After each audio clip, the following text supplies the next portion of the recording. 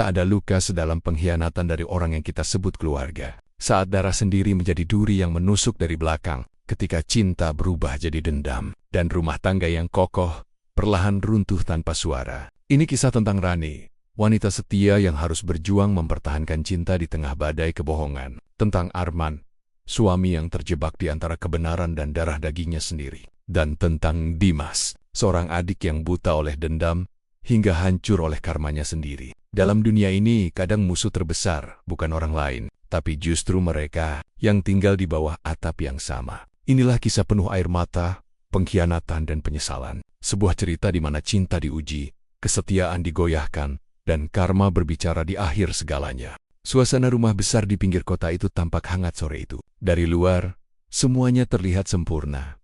Taman rapi, suara anak-anak tertawa, aroma masakan tercium dari dapur. Tapi di dalam hati beberapa orang, ada bara kecil yang siap membakar segalanya.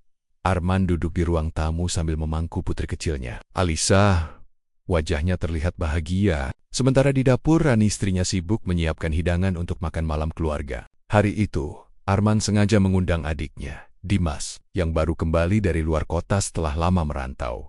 Dimas melangkah masuk dengan senyum lebar. Wah, rumahnya makin besar ya, Mas, ucapnya sambil melirik sekeliling. Arman tersenyum ramah. Alhamdulillah, rezeki anak soleh. Duduk dulu, Dim.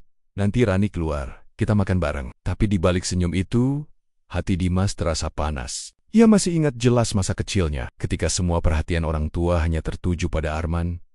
Semua hal bagus selalu diberikan kepada kakaknya, sementara dirinya selalu dianggap gagal. Bahkan sekarang pun saat ia datang ke rumah ini, rasa iri itu tumbuh makin besar. Dulu dia rebut semua perhatian ayah ibu.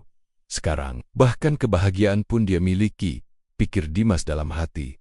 Saat makan malam dimulai, Rani mencoba ramah. Mas Dimas kerja di mana sekarang? Tanyanya lembut. Sementara bantu teman buka usaha, Mbak. Jawabnya singkat. Wah, semoga lancar ya. Kalau butuh bantuan, Mas Arman bisa bantu kan, Mas? Rani tersenyum ke suaminya. Tapi di mata Dimas, senyum itu terasa seperti sindiran. Ia merasa direndahkan. Setelah makan, Arman mengajak Dimas mengobrol di teras. Dim, kalau kamu mau, kerja aja sama aku. Kita buka cabang baru bulan depan. Dimas menatapnya lama. Makasih, Mas. Tapi aku nggak mau kerja di bawah bayanganmu lagi. Arman menghela napas. Aku cuma mau bantu, Dim. Kita ini saudara, tapi dari dulu, yang saudara itu cuma di mulutmu, Mas. Di rumah ini, dari kecil, aku nggak pernah dianggap. Suara Dimas mulai meninggi. Arman terdiam. Luka lama itu ternyata belum sembuh. Rani yang mendengar dari dalam, keluar mencoba menenangkan. Mas Dimas, jangan marah dulu. Mungkin, diam kamu. Potong Dimas tajam. Kamu nggak tahu apa-apa tentang keluarga ini. Kamu cuma numpang di kebahagiaan orang lain. Ronnie, air matanya mulai mengalir. Arman berdiri dan menatap Dimas marah. Cukup, Dim. Jangan bawa-bawa Rani. Dimas berdiri, menghela napas berat. Kau pikir aku iri sama hidupmu, Mas? Kau salah. Aku cuma muak lihat semua orang selalu menyanjungmu. Ia lalu pergi meninggalkan rumah dengan dada penuh amarah. Malam itu, suasana berubah tegang. Rani duduk di kamar menunduk menahan tangis. Mas, kenapa adikmu kasar sekali begitu? Dia cuma lagi emosi, Ron. Dimas itu orangnya gampang meledak, tapi sebenarnya dia baik.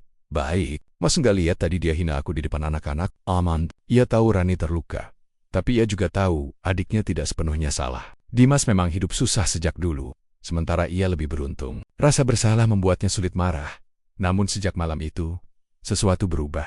Dimas tidak lagi datang ke rumah, tapi mulai sering mengirim pesan singkat. Awalnya hanya sapaan biasa, tapi perlahan, ia mulai menyinggung hal-hal pribadi. Mas Arman pulang malam terus ya? Hati-hati, Ron. Dunia kerja penuh godaan. Pesan itu membuat Rani ragu. Ia mulai curiga. Setiap kali Arman pulang terlambat, Arman yang sibuk di kantor mulai jarang menemani keluarga. Dan setiap kali Rani bertanya, ia selalu menjawab singkat.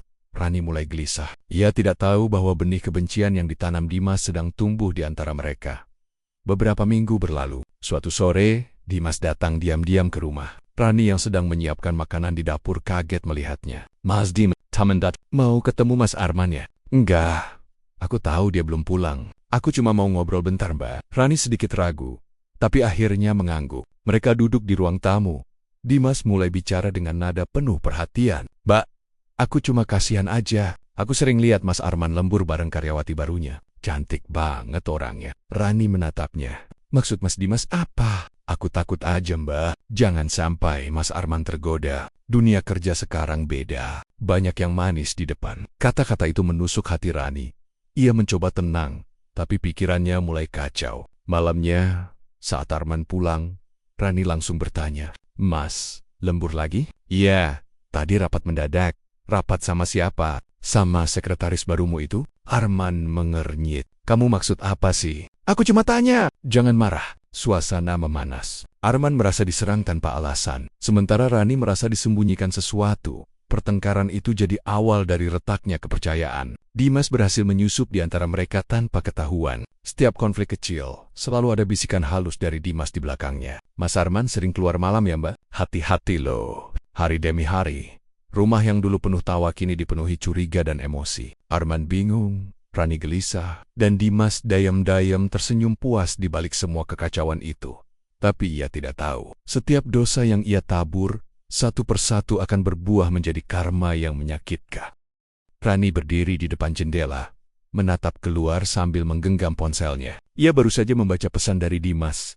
Tadi aku lihat Mas Arman makan malam bareng sekretaris barunya. Aku nggak mau ikut campur. Tapi aku kasihan sama kamu mbak. Hatinya seperti disayat. Ia tahu Dimas punya hubungan darah dengan Arman. Tapi mengapa ia terus menanamkan keraguan di hatinya? Rani menggigit bibir, mencoba berpikir jernih. Namun bayangan Arman duduk berdua dengan perempuan lain menghantui kepalanya. Pukul 11 malam, Arman baru pulang. Rambutnya basah, wajahnya lelah. Maaf, tadi hujan di jalan, makanya telat. Ujarnya sambil menaruh tas di sofa. Rani menatapnya tajam. Telat karena kerja atau karena jalan sama perempuan lain? Arman terkejut. Maksud kamu apa? Mas pikir aku nggak tahu? Mas sekarang sering lembur, sering telat pulang. Siapa sih sebenarnya perempuan itu? Arman mendekat, mencoba menenangkan. Rani, kamu salah paham. Aku cuma lembur, nggak ada apa-apa. Rani menepis tangannya. Kalau nggak ada apa-apa, kenapa Mas nggak mau aku ikut? Arman mulai emosi. Ya karena itu kantor, kamu mau aku bawa istri ke ruang rapat. Lihat, Mas marah. Karena masalah. Suara mereka makin keras. Alisa yang tidur di kamar menangis ketakutan. Arman akhirnya menghela napas panjang. Udahlah, aku capek. Aku nggak mau ribut. Ia masuk ke kamar tanpa bicara lagi. Rani hanya terdiam. Air matanya jatuh satu persatu. Dan di luar sana, Dimas duduk di mobil, memandangi rumah itu dari kejauhan. Senyum tipis terukir di bibirnya. Pelan-pelan, Mas. Kau akan tahu rasanya kehilangan kepercayaan dari orang yang kau sayangi. Gumamnya. Keesokan harinya di kantor, Arman bekerja seperti biasa. Ia ditemani sekretaris barunya, Livia, gadis muda yang cekatan. Livia memang sering membantunya menyusun laporan dan mengatur jadwal rapat. Hari itu mereka duduk di ruang meeting, membahas persiapan tender besar. Livia tertawa kecil ketika Arman bercerita hal lucu tentang anaknya. Dimas yang diam-diam mengikuti Arman dari belakang, memotret momen itu dari pintu kaca. Dari sudut tertentu, foto itu terlihat seperti momen mesra. Ia tersenyum puas. Ini bukti pertama, bisiknya. Sore harinya, Dimas datang lagi ke rumah Rani. Ia membawa wajah khawatir. Mbak, aku sebenarnya nggak mau ngomong, tapi aku takut Mbak disakiti. Rani langsung tegang. Mas Dimas lihat apa lagi? Dimas mengeluarkan ponselnya. Aku nggak tahu ini apa. Tapi aku lihat Mas Arman bareng perempuan ini. Coba lihat sendiri. Rani menerima ponsel itu dengan tangan gemetar. Di layar terlihat foto Arman tersenyum ke arah Livia, duduk berdua di ruangan yang tampak sepi. Rani terdiam, matanya berkaca-kaca. Dia bilang cuma lembur. Tapi, Mbak, sabar ya, mungkin Mas Arman punya alasan.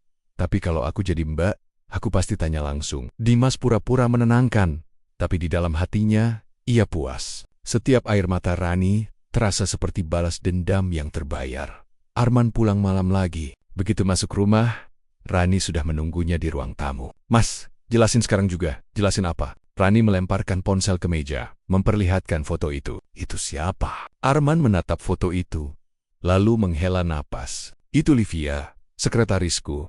Kita lagi bahas kerjaan. Kerjaan. Duduk berdua di ruangan sepi sambil ketawa-tawa gitu. Kerjaan. Rani, kamu harus percaya aku. Aku nggak pernah. Cukup mas, aku capek dengar alasan. Tangis Rani pecah. Arman mencoba mendekat tapi ia mondar, menolak disentuh. Mas pikir, aku bodoh ya? Mas pikir, Aku nggak bisa lihat kebohongan. Arman terdiam. Ia ingin berteriak, tapi ia juga tahu setiap kata hanya akan memperkeruh keadaan. Rani, tolong, aku nggak selingkuh. Aku sayang kamu. Aku sayang Alisa. Kalau sayang, kenapa Mas bohong? Arman mengusap wajah, frustrasi. Kamu tahu nggak siapa yang kirim foto ini? Mas Dimas. Dia adikmu. Dia cuma mau aku sadar kalau Mas udah berubah. Arman menatap tajam. Dimas. Dia yang kirim? Kamu percaya? Omongannya? Dia cuma mau lindungi aku. Dia mau hancurkan kita, Ron. Ronnie Turk. Maksud Mas, dia masih simpan dendam dari dulu. Dia iri. Dia pengen lihat kita gagal. Rani menatap suaminya dengan bingung. Mas cuma cari alasan buat nyalahin orang lain. Mas pikir aku nggak bisa lihat kenyataan. Arman terdiam. Ia tahu percuma menjelaskan. Dimas sudah berhasil menanamkan racun di hati istrinya. Hari demi hari, jurang makin lebar. Rani mulai dingin. Ia jarang bicara. Setiap kali Arman mencoba mengajak makan malam, ia menolak. Ia sering menatap ponselnya, menunggu pesan dari Dimas yang selalu datang setiap malam. Sabar ya Mbak, kadang kebenaran memang sakit. Aku tahu rasanya dikhianati. Kalau Mbak butuh tempat curhat, aku siap dengerin. Dimas memposisikan diri sebagai pelindung, membuat Rani merasa ia satu-satunya yang memahami rasa sakitnya. Tanpa sadar, Rani mulai lebih sering membalas pesan Dimas daripada berbicara dengan suaminya sendiri. Sementara Arman semakin terpuruk. Ia mencoba menjelaskan, tapi setiap kalimatnya dibalas dengan tatapan curiga. Ia merasa kehilangan tempat pulang. Suatu malam, Arman pulang lebih awal, berharap bisa memperbaiki suasana. Tapi di teras rumah, ia melihat sesuatu yang membuat dadanya sesak. Rani duduk berdua dengan Dimas, membicarakan sesuatu dengan ekspresi serius. Dimas terlihat memegang tangan Rani, seolah menenangkan. Arman menahan amarahnya, melangkah cepat. Ngapain kamu di sini, Dim? Dimas berdiri. Aku cuma ngobrol sama Rani, Mas. Dia lagi sedih. Aku cuma keluar, bentak Arman. Mas, jangan marah. Aku cuma bantu. Aku bilang keluar. Dimas! Rani menatap suaminya dengan kecewa. Mas, jangan gitu sama adikmu. Dia datang buat bantu aku. Arman berbalik. Dia bukan bantu, dia engkadu domba. Dimas mendengus. Mas selalu ngerasa paling benar ya. Dari dulu juga gitu. Semua harus nurut Mas Arman yang sempurna. Arman mengepalkan tangan, menahan emosi. Pergi sebelum aku benar-benar marah. Dimas menatapnya tajam lalu berbelek. Tapi sebelum keluar ia menatap Rani. Hati-hati. Mbak, orang yang kelihatan setia, kadang yang paling pandai menyembunyikan dosa. Pintu tertutup keras. Rani menangis lagi.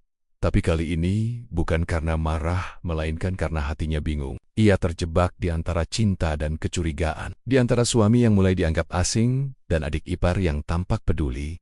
Dan di ruang tamu, Arman duduk dengan wajah muram. Ia sadar, rumah tangga yang dulu hangat kini mulai runtuh perlahan. Bukan karena orang lain, tapi karena darahnya sendiri.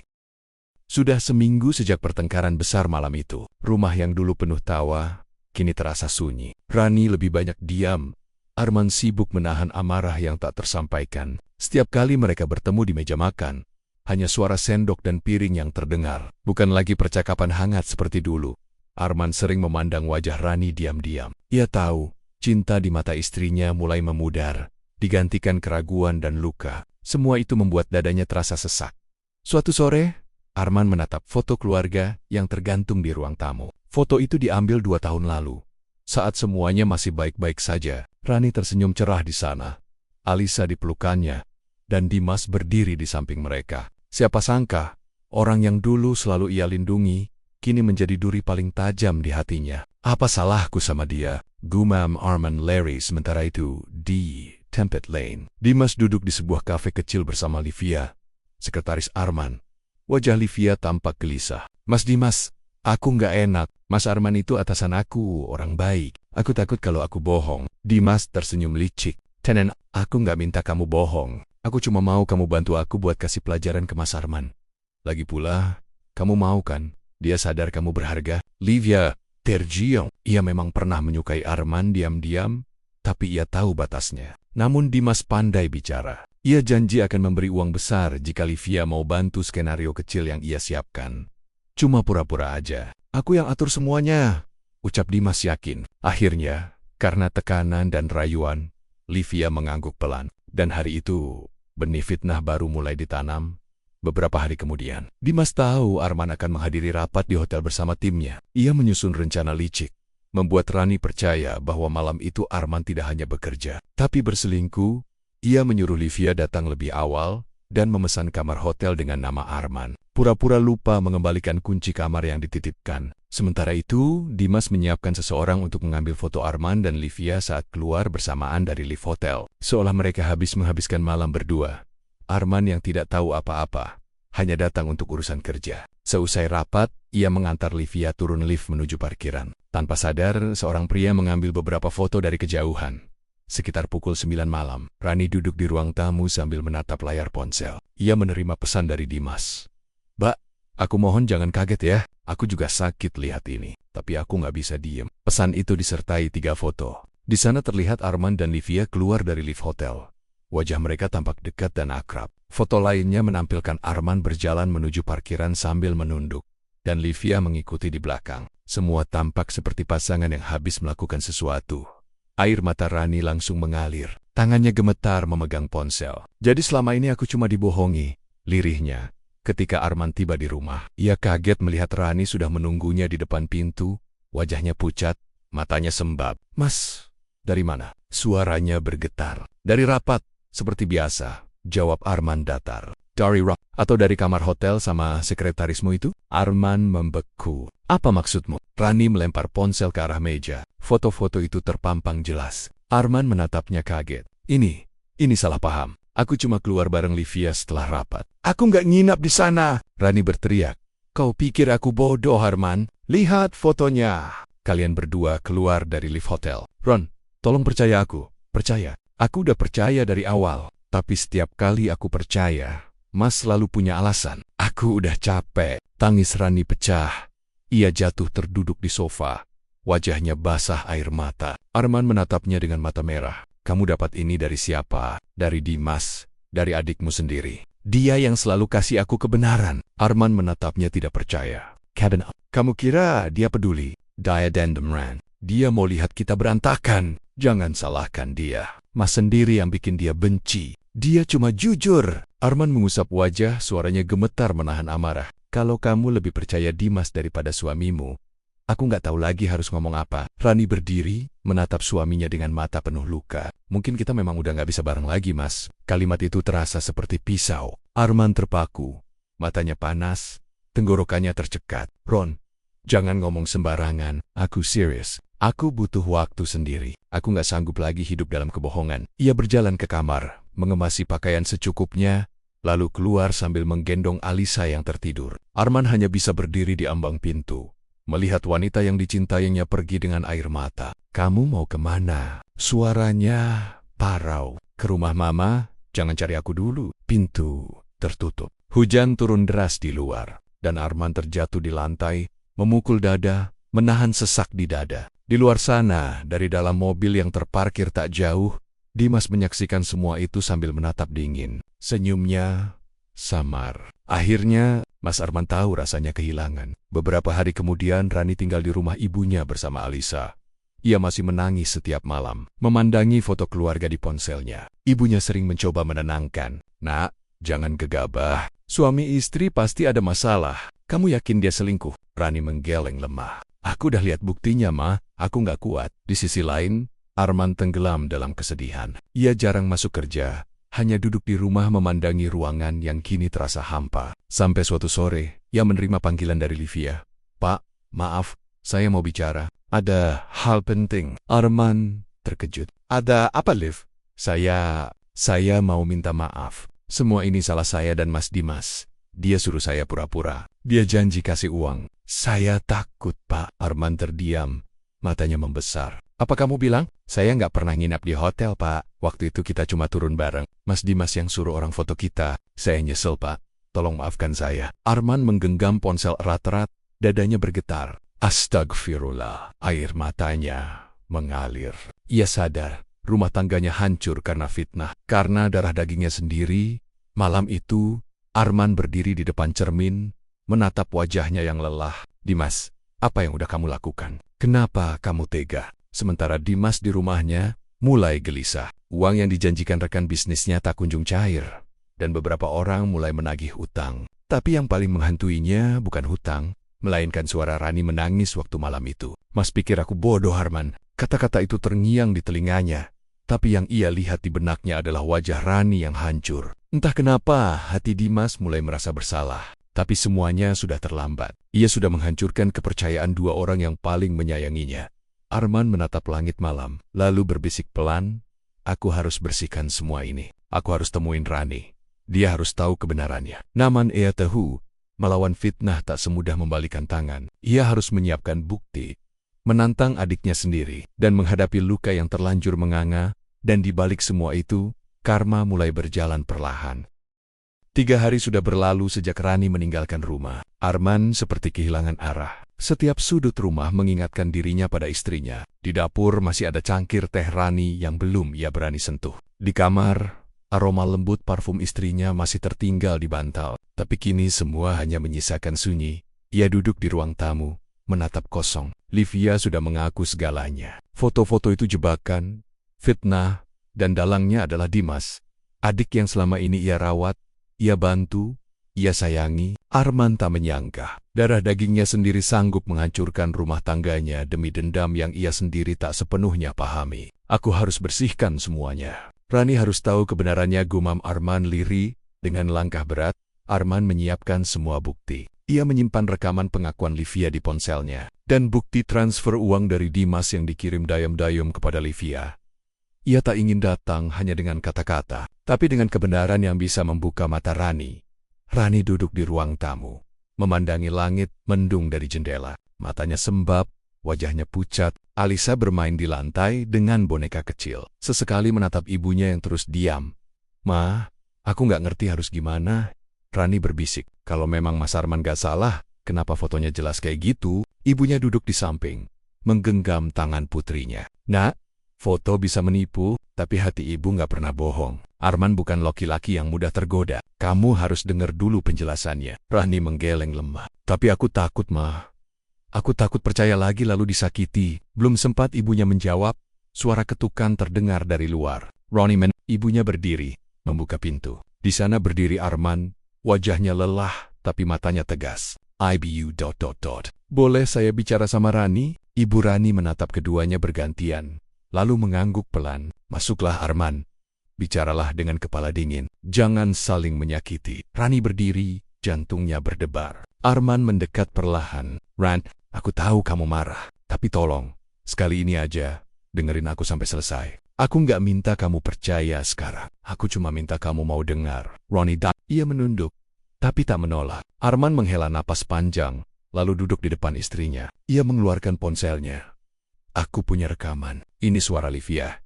Dia yang ada di foto itu. Dengerin baik-baik." Ia memutar rekaman suara Livia. "Semua itu salah, Mas Dimas. Bu, dia suruh saya pura-pura deket sama Pak Arman, lalu ada yang motret. Saya dijanjiin uang. Saya minta maaf, Bu Rani. Pak Arman gak salah apa-apa." Matanya membesar. Arman melanjutkan, menunjukkan bukti transfer. "Ini bukti uang dari rekening Dimas ke rekening Livia. Semua yang kamu lihat itu jebakan." Air mata Rani mulai jatuh. Tangannya gemetar memegang ponsel itu. "Mas, kenapa Dimas ngelakuin ini?" Arman menunduk, suaranya pelan. "Dia benci aku, Ron.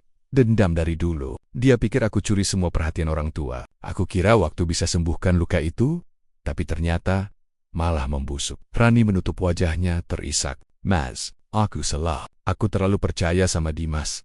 Aku buta. Aku udah nyakitin Mas. Padahal Mas nggak salah." Arman mendekat, menyentuh bahu istrinya. "Aku nggak nyalahin kamu, Ron. Aku tahu Dimas pintar ngomong. Aku cuma pengen kita sama-sama kuat. Jangan biarin dia menang." Rani memeluk suaminya, menangis di dada Arman. "Maafkan aku, Mas. Aku nyesel." Arman mengusap rambutnya lembut. "Udah, Ron. Kita mulai dari awal lagi. Yang penting sekarang, kita harus hadapi Dimas. Biar dia tahu, fitnahnya nggak bisa pisahkan kita." Malam itu, Arman memutuskan untuk menemui Dimas langsung. Ia ingin menyelesaikan semua, bukan dengan marah, tapi dengan kebenaran. Rani sempat khawatir. "Masih yakin mau ke sana?" "Yakin. Aku harus temuin dia. Aku nggak mau hidup dalam dendam." Mereka berdua berangkat ke rumah kontrakan Dimas. Rumah itu kecil dan tampak berantakan. Lampu hanya menyala redup. Ketika Arman mengetuk pintu, terdengar suara langkah terburu-buru dari dalam.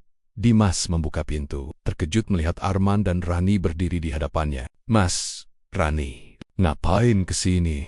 Arman menatapnya tajam. "Kita perlu bicara, Dim, tentang semua yang udah kamu lakuin." Wajah Dimas pucat. "Mas, aku nggak ngerti maksudmu. Berhenti pura-pura, Dim.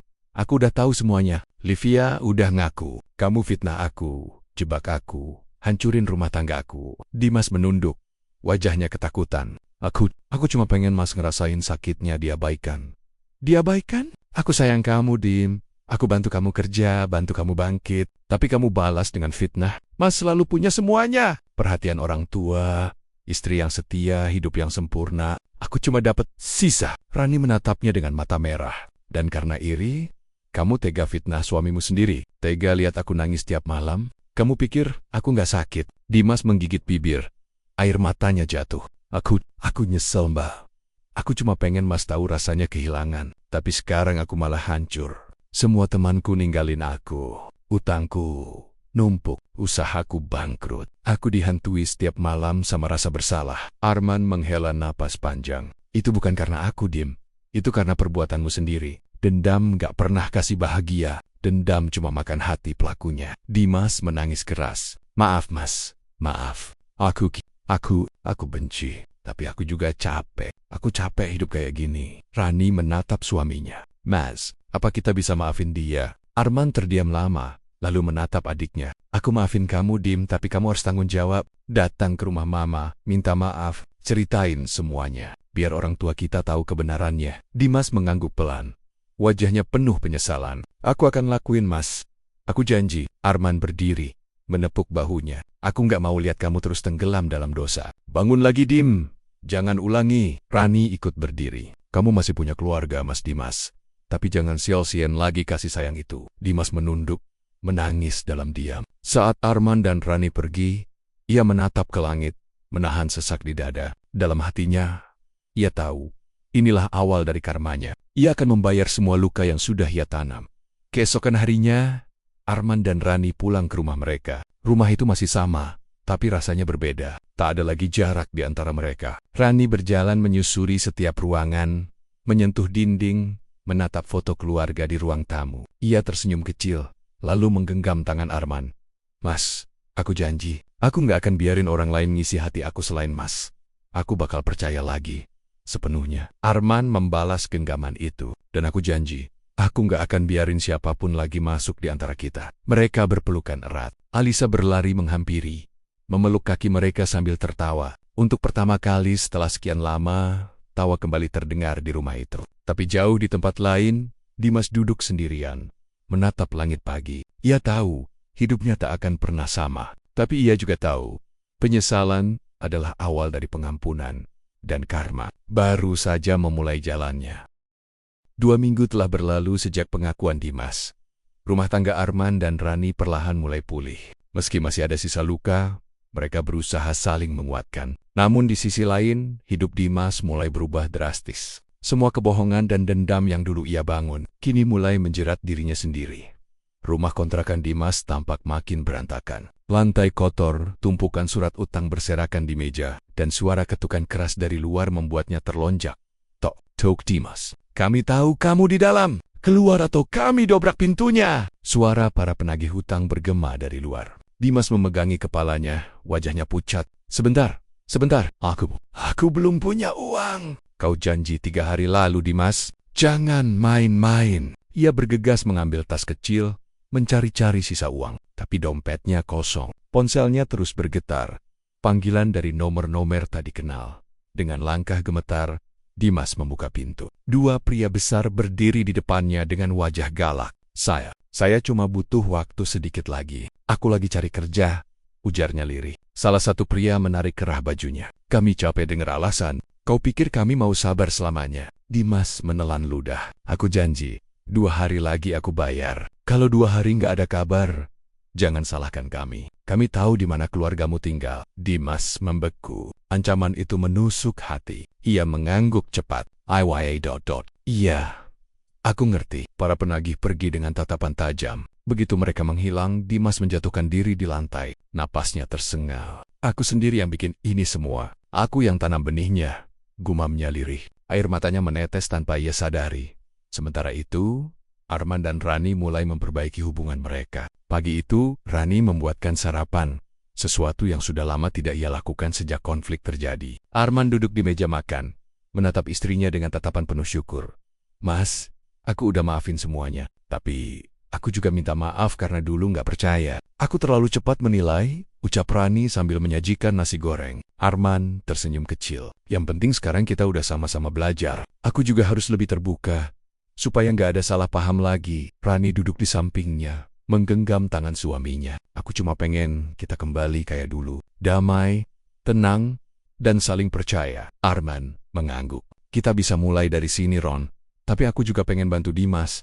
Aku nggak tega lihat dia terus jatuh. Rani menatapnya ragu. Mas masih mau bantu dia, padahal dia yang hampir hancurin hidup kita. Arman menghela napas. Dia tetap adikku. Mungkin ini cara Tuhan ngajarin kita memaafkan, bukan membalas. Ronnie man, kalau itu keputusan Mas, aku ikut. Tapi aku takut dia nyakitin kita lagi. Arman mengusap punggung tangan istrinya. Aku janji, kali ini aku lebih hati-hati. Malam itu, Dimas duduk di depan rumah kontrakannya. Langit gelap, angin berhembus kencang. Ia memandangi foto lama dirinya bersama Arman dan orang tua mereka. Wajah mereka tersenyum bahagia, masa lalu yang kini terasa jauh.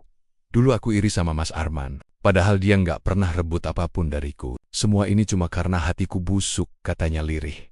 Ponselnya berbunyi. Nomor tadi kenal lagi. Ia menjawab dengan suara lemah. Dimas, besok pagi kalau uangmu belum ada, kami bakal ambil motor dan semua barangmu. Siap-siap aja. Sambungan terputus. Dimas menatap kosong ke depan. Motor, satu-satunya alat aku buat kerja. Tuhan, kenapa aku harus jalan sejauh ini dulu baru sadar? Ia menutup wajah, menahan tangis. Dalam hening suara batuknya terdengar keras. Tubuhnya makin lemah, karena berhari-hari ia hanya makan seadanya.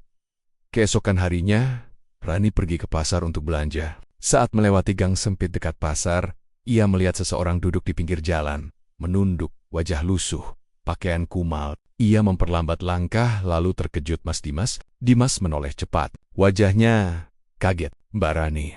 Aku malu ketemu Mbak. Ronnie mendekot, melihat kondisi adik iparnya yang sangat memprihatinkan. Mas Ken, wajah Mas pucat banget. Dimas menunduk. Aku nggak punya apa-apa lagi Mbak. Utangku banyak, kerjaanku hilang. Aku nyesel. Aku pengen mulai lagi. Tapi semua pintu tertutup. Rani terdiam sesaat. Ia menghela napas. Mas, ayo ikut aku. Kita Mas Arman pasti mau bantu. Dimas menggeleng cepat. Enggak Mbak. Aku udah cukup nyusahin. Aku malu. Mas, ini bukan soal malu. Mas butuh pertolongan. Mas Arman udah maafin Mas. Dia cuma pengen lihat Mas berubah. Dimas tertegun. Masih mau maafin aku? Setelah semua yang kulakuin? Rani tersenyum tipis. Itu bedanya cinta dan dendam Mas. Mas Arman punya cinta buat keluarga. Air mata Dimas menetes. Ia akhirnya mengangguk, berjalan pelan mengikuti Rani. Saat Rani tiba di rumah bersama Dimas, Arman sedang menyapu halaman. Ia terhenti, matanya terbelalak. Dimas menunduk dalam. Mas, aku datang bukan buat minta apa-apa. Aku cuma pengen minta maaf lagi, langsung di depan Mas. Aku nyesel banget. Semuanya salahku. Arman mendekat, memeluk bahunya. Udah Dim. Kamu udah ngaku, udah sadar. Itu langkah paling penting. Dimas terisak. Mas, masih mau peluk aku. Padahal aku hampir hancurin hidup Mas. Arman tersenyum kecil. Kalau aku nggak bisa maafin adikku sendiri, gimana aku bisa bilang aku orang baik? Rani berdiri di samping, tersenyum haru. Alisa muncul dari dalam rumah, berlari kecil. Om Dimas, serunya polos, lalu memeluk kakinya. Dimas terkejut, lalu memeluk keponakannya. Air matanya jatuh deras. Maaf ya nak, Om janji nggak nakal lagi. Suasana haru menyelimuti rumah itu. Untuk pertama kalinya setelah sekian lama, keluarga ini benar-benar bersatu kembali. Tapi Arman tahu, perjalanan Dimas belum selesai. Karma belum berhenti di sini. Beberapa hari setelah tinggal bersama Arman, Dimas mulai mencari kerja. Tapi semua lamaran ditolak. Nama buruknya menyebar karena masalah utang. Ia berkali-kali pulang dengan wajah lesu. Suatu malam, ketika hujan deras mengguyur, dua pria datang ke rumah Arman. Mereka adalah penagih utang. Kami cari Dimas, kata mereka, kasar. Arman keluar, menghadapi mereka. Ada apa ini? Saudara kamu janji bayar. Udah seminggu nggak ada kabar. Kalau malam ini nggak bayar, kami ambil motor dan barangnya. Arman menarik napas panjang. Dimas sudah nggak punya apa-apa lagi, tapi aku janji, aku bantu dia. Beri waktu sampai besok. Aku yang tanggung. Para penagih menatap tajam. Besok sore, kalau nggak ada uang, kami balik lagi. Mereka pergi meninggalkan halaman dengan nada mengancam. Dimas yang berdiri di pintu menangis. Mas, aku nggak pantas dibela. Aku yang buat semua ini. Harusnya aku aja yang tanggung, bukan Mas. Arman menatapnya tenang. Kamu udah kena karmamu, Dim. Tapi jangan lari. Hadapi. Aku bantu. Tapi kamu harus sanggup-sanggup berubah. Dimas mengangguk dengan mata basah. Aku janji, Mas. Aku nggak mau nyakitin siapapun lagi. Arman menjual motor bekasnya untuk membantu Dimas melunasi sebagian utang. Dimas menatapnya dengan rasa bersalah. Mas jual motor buat aku? Arman tersenyum. Motor bisa dicari lagi. Keluarga cuma satu. Dimas memeluk kakaknya, menangis dalam diam. Aku janji bakal kerja keras. Aku nggak mau hidup dari belas kasihan lagi. Hari demi hari berlalu. Dimas mulai bekerja serabutan, membantu di bengkel kecil. Meski hidupnya sederhana, ia merasa lebih damai. Ia mulai rutin ke rumah ibunya, minta doa dan restu. Perlahan, luka yang dulu ia buat mulai sembuh. Meski bekasnya tetap ada, di sisi lain, Arman dan Rani hidup lebih dekat, lebih saling menghargai. Mereka sadar, badai yang datang bukan untuk memisahkan, tapi untuk menguatkan. Namun bayangan karma belum sepenuhnya pergi. Sebuah kabar baru mulai datang dari masa lalu di masa seorang yang dulu ia tipu. Kini kembali menuntut balas. Dan badai itu akan segera datang kembali. Sejak Dimas kembali ke rumah Arman, perlahan ia mulai berubah lebih tenang, lebih sabar, dan lebih banyak beribadah. Setiap pagi ia berangkat kerja ke bengkel kecil di pinggir kota. Setiap malam ia membantu Rani mencuci piring atau menemani Alisa belajar. Tapi ketenangan itu tidak bertahan lama, karena masa lalu yang kelam selalu punya cara untuk menemukan jalan kembali. Di dapur, Rani sedang menyiapkan sarapan. Arman duduk di meja sambil membaca koran, sedangkan Alisa sibuk menyusun tas sekolahnya. Suasana hangat terasa, tawa kecil terdengar di antara aroma nasi goreng. Mas, besok Mama pengen datang ke sini. Katanya mau lihat Mas Dimas juga, ucap Rani sambil mengaduk teh. Arman tersenyum. Bagus, biar Mama lihat sendiri perubahan Dimas. Aku yakin sekarang dia benar-benar niat mulai hidup baru. Dari ruang tamu, Dimas muncul dengan pakaian kerja sederhana. Mas, Mbak, aku berangkat dulu ya. Hari ini katanya bengkel lagi rame. Rani menatapnya sambil tersenyum kecil. Hati-hati di jalan ya Mas. Siap Mbak, jawabnya sambil mengangguk hormat.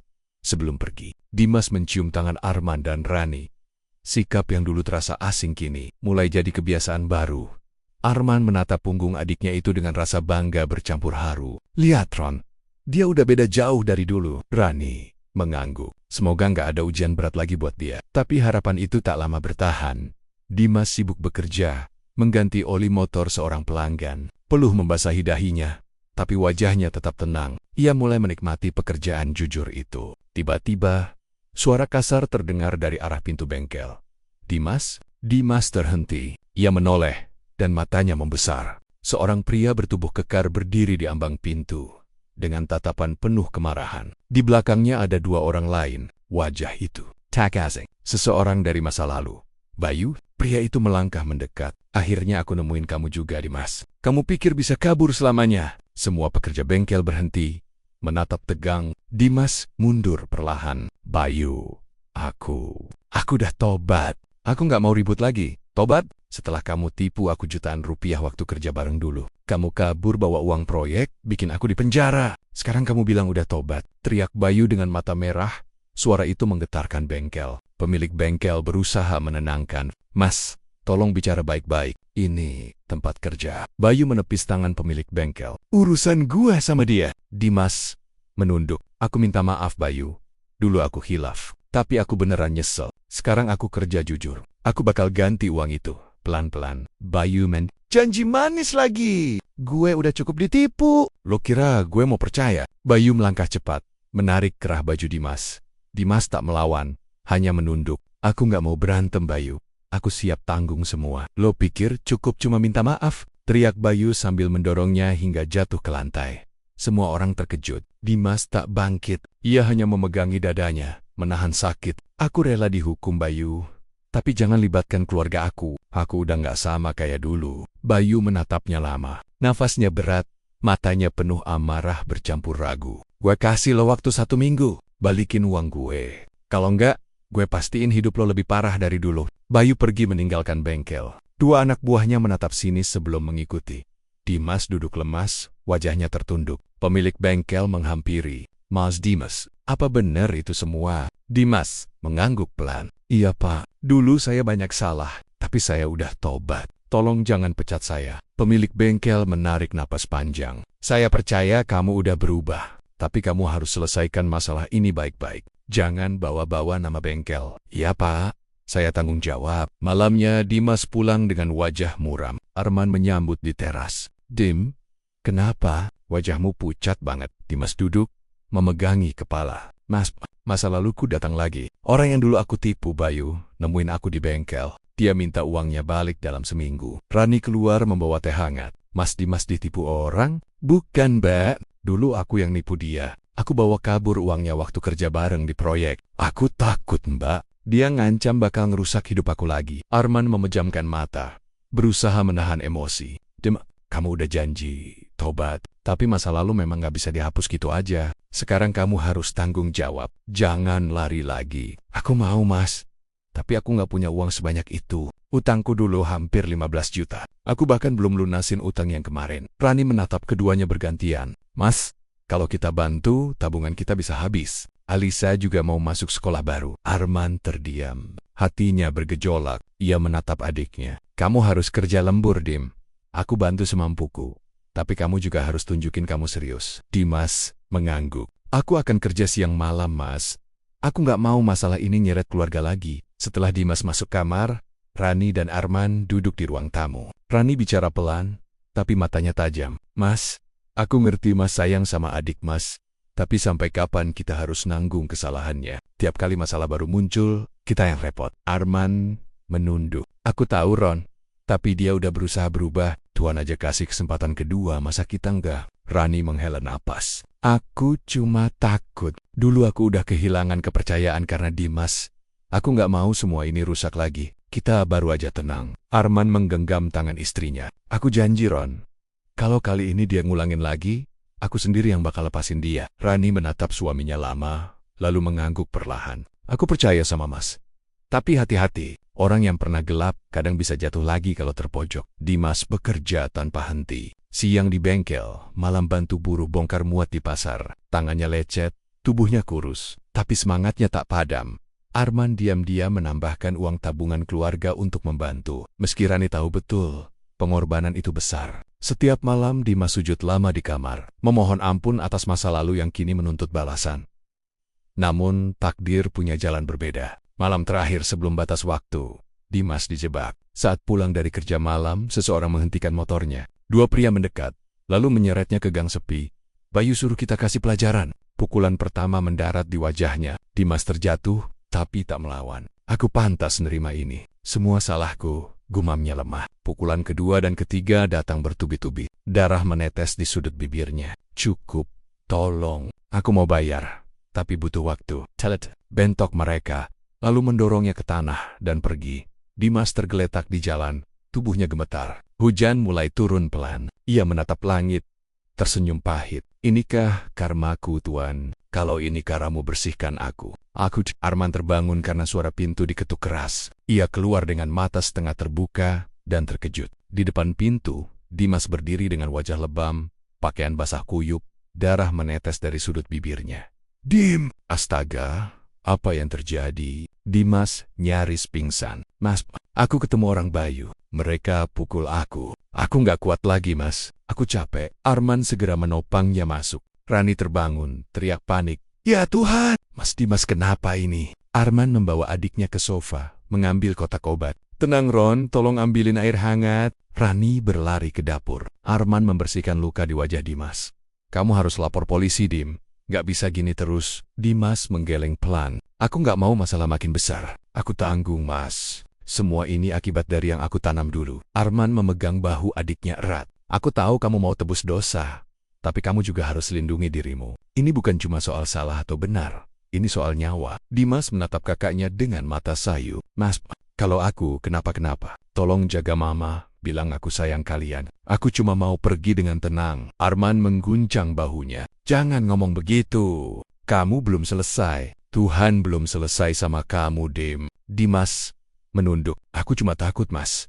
Takut karma ini nggak pernah selesai. Rani datang membawa air hangat. Mas Dimas, jangan ngomong gitu. Setiap orang berhak dapat kesempatan. Tapi, tolong, jangan sia-siain lagi. Mereka bertiga duduk dalam hening. Di luar, hujan deras mengguyur bumi, seolah langit ikut menangis. Arman mendatangi Bayu.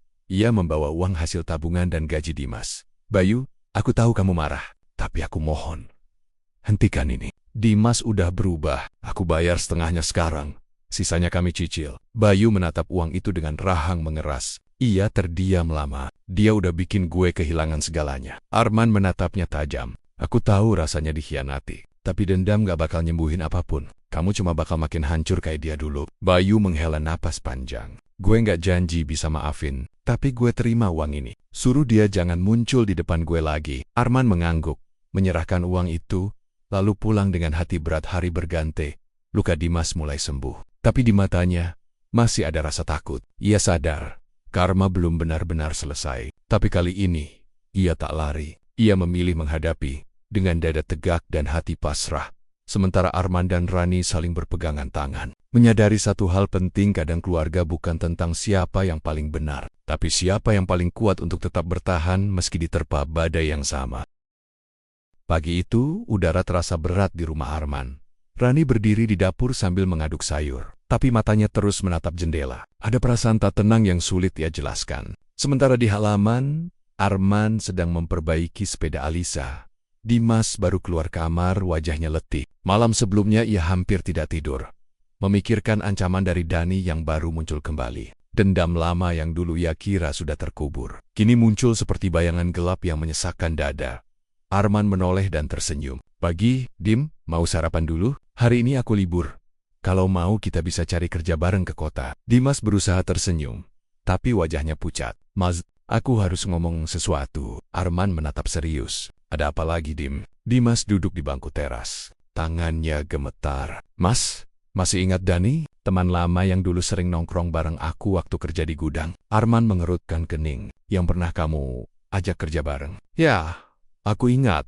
Kenapa? Dimas menunduk. Dia datang lagi. Kemarin aku ketemu di jalan. Dia marah besar, Mas.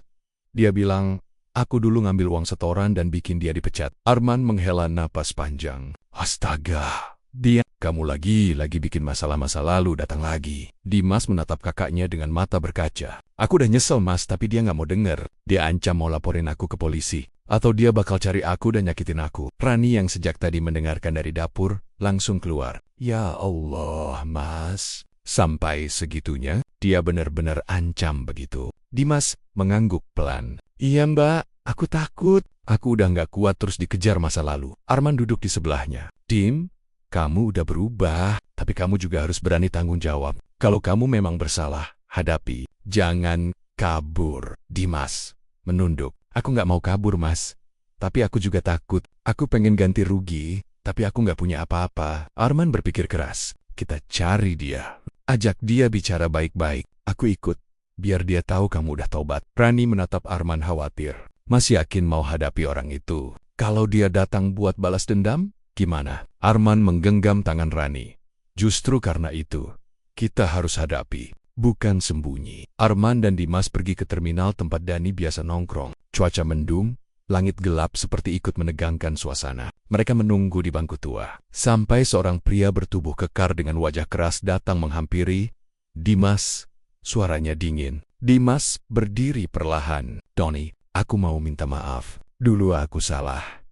Aku yang ambil uang itu. Aku hancurin hidupmu. Aku udah nyesel. Donnie Naisil, kamu pikir ucapan itu bisa balikin hidupku? Gara-gara kamu, aku dipecat, istri ninggalin aku, anakku ikut mertua, hidupku berantakan. Arman maju selangkah. Mas Dani, saya Arman, kakaknya Dimas. Saya ngerti Mas marah, tapi Dimas sudah berubah. Dia mau tanggung jawab, mau bayar kesalahannya. Tolong beri dia kesempatan. Donnie Mandicott menatap tajam. Kamu pikir aku butuh uangnya sekarang? Aku pengen dia rasain sakit kayak aku dulu. Ia tiba-tiba mendorong dada Dimas keras. Dimas hampir jatuh.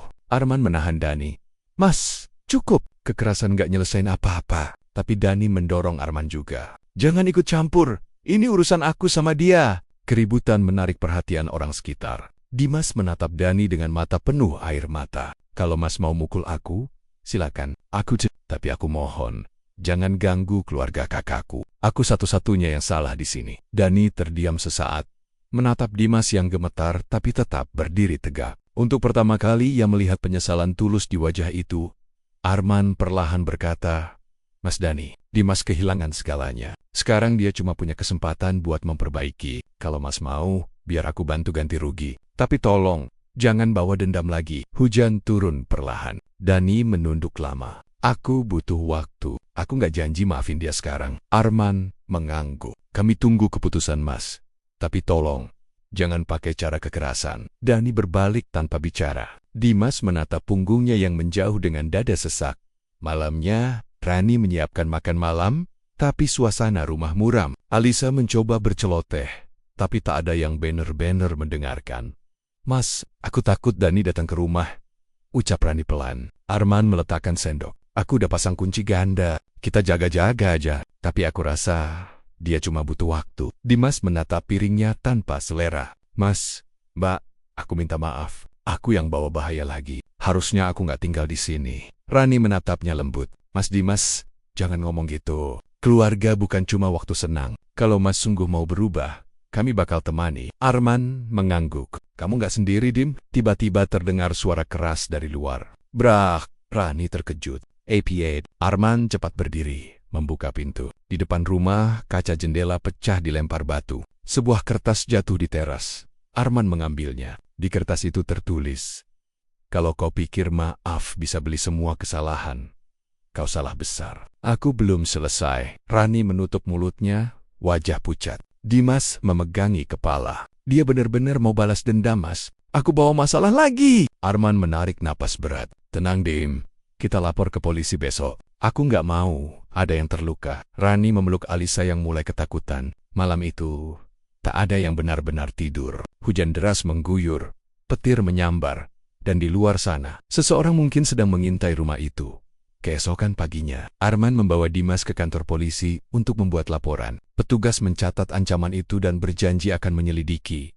Dalam perjalanan pulang, Dimas terdiam lama. "Mas, aku nggak mau terus bikin kalian ketakutan. Aku pengen selesain semua ini. Aku mau ketemu Dani sendiri." Arman menatapnya. Aku takut dia makin marah. Aku harus tanggung jawab, Mas. Kalau aku lari lagi, aku nggak akan pernah tenang." Arman akhirnya mengangguk. "Baik, tapi aku ikut." Mereka pergi mencari Dani ke bengkel tempatnya bekerja. Dani terkejut melihat Dimas datang lagi. "Aku datang bukan buat minta maaf lagi. Aku datang buat tanggung jawab," ujar Dimas tegas. "Gimana caranya? Kamu mau balikin waktu?" "Cindy Donnie, tapi aku mau bantu kamu bangkit lagi. Aku mau kerja buat kamu tanpa upah. Aku mau buktiin aku udah berubah." Dani menatapnya lama. Ia menahan emosi, tapi raut wajahnya mulai melunak. "Kamu pikir kerja buat aku bisa nutup luka masa lalu? Enggak bisa, tapi aku harus mulai dari sesuatu." Arman mendekat. "Mas Dani, biarin dia buktiin. Jangan biarin kebencian makan hati, Mas.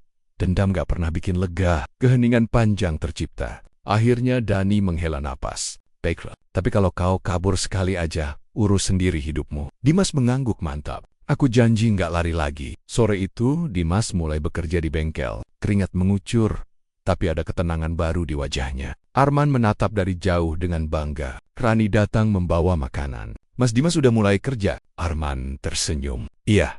Pelan-pelan dia bangun lagi. Rani menghela napas lega. Mungkin ini awal dari karma yang mulai berubah jadi berkah. Di kejauhan, Dimas menatap langit senja yang berwarna jingga, lalu berbisik lirih, "Terima kasih Tuhan. Kasih aku kesempatan kedua. Aku janji nggak akan sia-siain."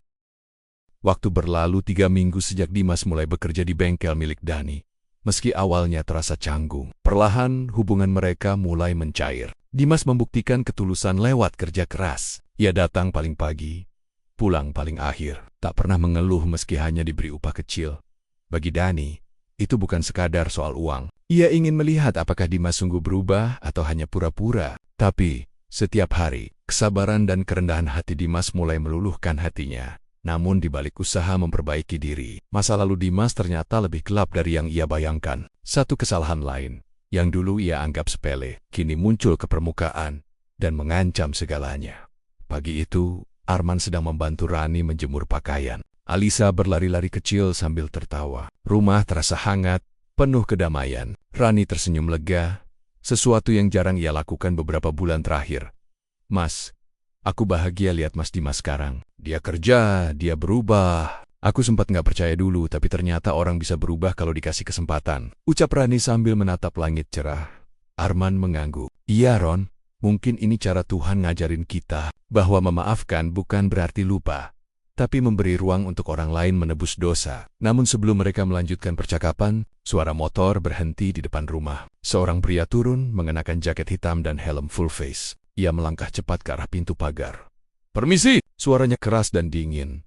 Arman menghampiri dengan ramah. Iya, ada yang bisa saya bantu? Pria itu membuka helm. Wajahnya keras, penuh bekas luka. Aku nyari Dimas. Dia tinggal di sini kan? Arman sedikit terkejut. Iya, tapi dia lagi kerja. Ada urusan apa, Mas? Pria itu mendengus. Urusan lama. Suruh dia siap sayap. Aku nggak datang buat basa-basi. Arman mengerutkan dahi. Mas siapa? Ya, namaku Rio. Mungkin dia masih ingat waktu dulu dia tipu aku. Bawa kabur uang hasil patungan buka usaha. Dia kira aku udah mati ya. Arman membeku. Rani di belakangnya menggenggam tangan suaminya kuat-kuat. Mas Rio, Dimas udah berubah. Kalau Mas mau, kita bisa bicara baik-baik. Rio menatap tajam. Baik-baik, kau pikir semudah itu? Aku kehilangan segalanya gara-gara dia. Aku nggak datang buat ngobrol. Aku datang buat balas dendam. Rani menelan ludah. Wajahnya pucat. Mas, tolong, jangan cari masalah di sini. Rio tersenyum sinis. Bilang ke dia, aku bakal cari dia. Kalau bukan aku yang datang, mungkin temanku. Dan waktu itu, nggak akan ada kata ampun. Ia menyalakan motor dan melaju pergi, meninggalkan debu dan rasa takut di dada Arman serta Rani. Malamnya, Dimas pulang dari bengkel. Wajahnya tampak lebih segar, tapi begitu melihat ekspresi tegang Arman dan Rani, ia langsung menyadari ada yang salah. Ada apa, Mas? Mbak? Tanyanya cemas. Arman menarik napas panjang. Ada seseorang datang siang tadi. Namanya Rio. Katanya kamu pernah tipu dia dulu. Soal uang usaha. Wajah Dimas langsung memucat. Rio, why Tuhan ... Aku kira dia udah pergi jauh. Aku salah besar waktu itu. Rani menatapnya penuh khawatir. Mas Dimas, apa nggak bisa diselesaikan baik-baik? Dia datang dengan nada marah. Dimas duduk di lantai, menunduk. Aku dulu ambil uang patungan kami.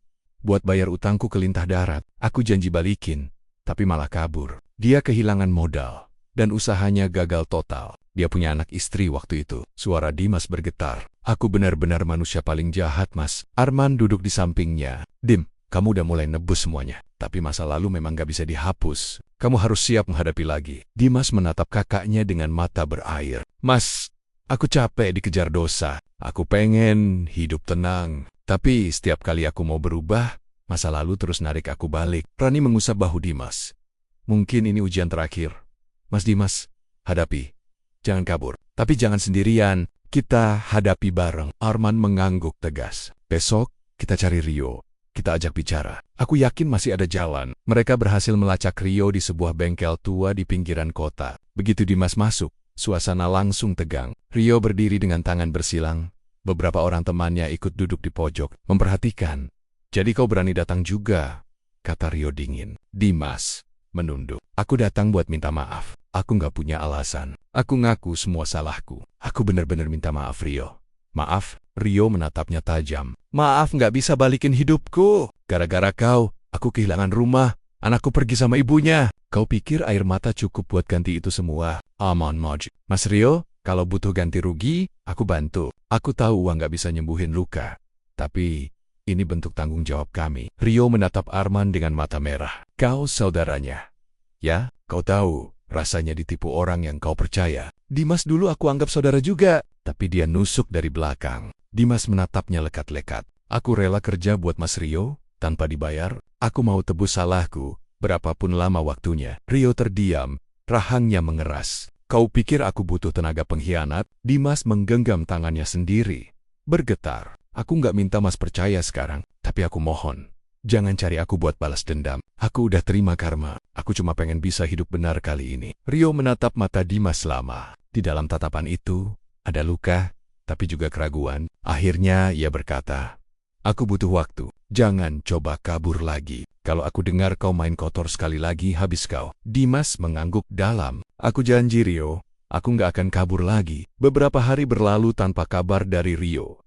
Dimas tetap bekerja keras di bengkel Dani, bahkan membantu warga sekitar memperbaiki motor mereka secara sukarela. Perlahan nama Dimas mulai berubah di mata orang-orang. Dari pengkhianat menjadi orang yang mau menebus kesalahan. Arman dan Rani mulai merasa lega, tapi di dalam hati Dimas masih ada rasa takut. Ia sadar, memaafkan tak selalu datang secepat ia berharap suatu sore. Saat Dimas menutup bengkel, Rio datang dengan wajah lebih tenang. Ia membawa amplop kecil. Ini uang yang dulu kau ambil. Aku ambil separuhnya lagi buat modal kecilku sekarang. Kau sisanya simpan buat hidupmu. Tapi aku cuma mau bilang satu hal. Dimas menatapnya, bingung. Apa itu Rio? Rio menggelana. Aku nggak bisa lupa, tapi aku juga capek benci. Kau udah bayar mahal dengan hidupmu yang hancur. Mungkin ini saatnya aku juga belajar ikhlas. Air mata Dimas menetes. Ia menjabat tangan Rio dengan erat. Terima kasih. Aku nggak akan sia-siain kesempatan ini. Arman dan Rani yang menunggu di depan bengkel tersenyum haru saat melihat mereka saling berjabat tangan.